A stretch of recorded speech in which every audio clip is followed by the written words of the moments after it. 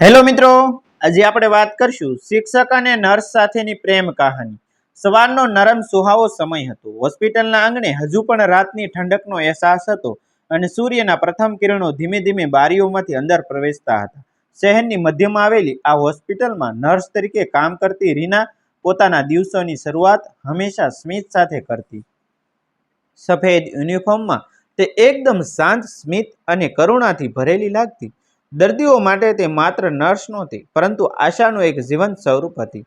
બીજી તરફ શહેરના એક શાળામાં શિક્ષક તરીકે કામ કરતો અજય પોતાના જીવનને શિસ્ત અને જવાબદારીથી જીવતો હતો। તે વિદ્યાર્થીઓને માત્ર વિષય જ શીખવતો નહોતો, પણ જીવન જીવવાની કળા પણ શીખવતો હતો। એક દિવસ અચાનક જ અજયને તીવ્ર તાવ આવ્યો અને તેને હોસ્પિટલમાં દાખલ થવું પડ્યું।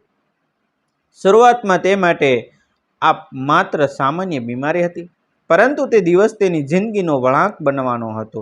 જ્યારે રીના તેની વોર્ડમાં ફરજ પર હતી, ત્યારે તેણે પહેલીવાર અજયને જોયો।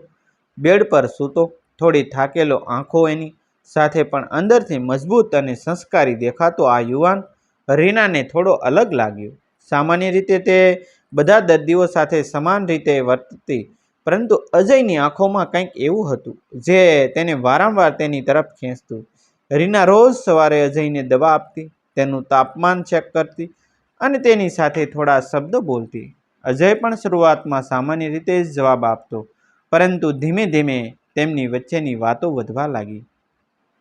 અજયને ખબર પડી કે રીના માત્ર નર્સ જ નથી, પરંતુ ખૂબ જ સંવેદનશીલ અને સમજદાર વ્યક્તિ છે। તે દર્દીઓની પીડાને માત્ર સમજતી જ નહોતી, પરંતુ તેને પોતાના હૃદયમાં અનુભવતી લેતી હતી। રીનાને પણ અજયમાં કંઈક ખાસ લાગતું। તે શિક્ષક હોવાને કારણે તેના વિચારોમાં ઊંડાણ હતું અને તેની વાતોમાં એક શાંતિ હતી જે રીનાના મનને સ્પર્શતી। દિવસો પસાર થતા ગયા અને તેમની વચ્ચેનો સંબંધ મિત્રતાથી આગળ વધવા લાગ્યો।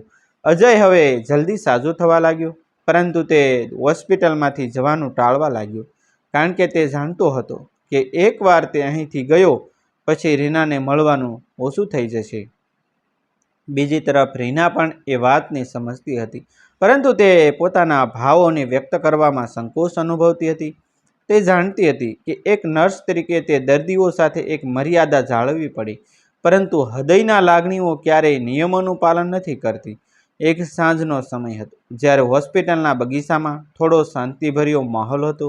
અજય ધીમે ધીમે ચાલતો બગીચામાં આવ્યો અને એક બેન્ચ પર બેસી ગયો। થોડા સમય પછી રીના પણ ત્યાં આવી। બંને વચ્ચે થોડું મૌન હતું, પરંતુ એ મૌન પણ ખૂબ જ બોલતું હતું।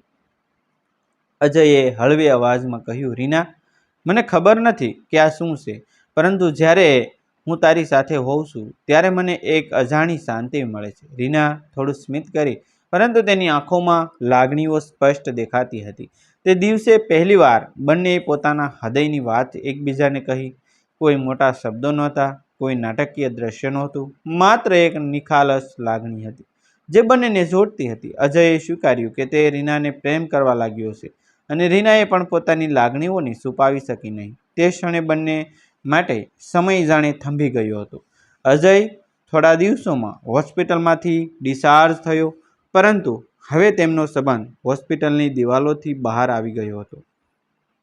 તેઓ હવે વારંવાર મળવા લાગ્યા। ક્યારેક શાળાના પછી અજય રીનાને લેવા આવતો, તો ક્યારેક રીના હોસ્પિટલની ફરજ પૂરી કરીને અજય સાથે સમય વિતાવતી હતી। બંનેના જીવનમાં હવે એક નવી ખુશી આવી ગઈ હતી, પણ સમાજના નિયમો, પરિવારની અપેક્ષાઓ અને વ્યવસાયની મર્યાદાઓ વચ્ચે તેઓને ઘણીવાર મુશ્કેલીઓનો સામનો કરવો પડ્યો હતો।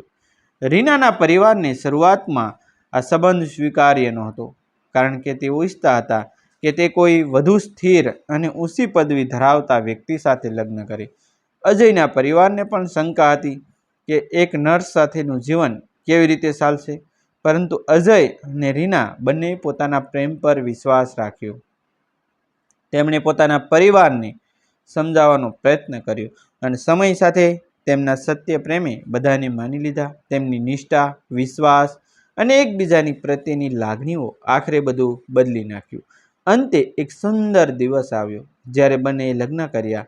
એ દિવસ માત્ર તેમના માટે જ નહીં, પરંતુ તેમના પરિવાર માટે પણ ખુશીનો દિવસ હતો। હોસ્પિટલના સ્ટાફ, શાળાના શિક્ષકો અને વિદ્યાર્થીઓ બધા લોકો તેમની ખુશીમાં સામેલ થયા. રીના હવે પણ નર્સ તરીકે સેવા આપતી રહી અને અજય પણ શિક્ષક તરીકે પોતાની ફરજ નિભાવતો રહ્યો.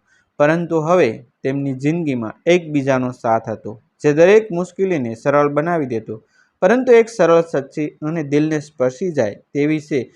એ બતાવે છે કે પ્રેમ કોઈ પણ જગ્યાએ થઈ શકે. એક હોસ્પિટલના વોર્ડમાં, એક શાળાના પાઠમાં, એક જીવનના કોઈ પણ સામાન્ય પળમાં સાચો પ્રેમ છે જે સમય, પરિસ્થિતિ અને મુશ્કેલીઓ સામે પણ અડગ રહે.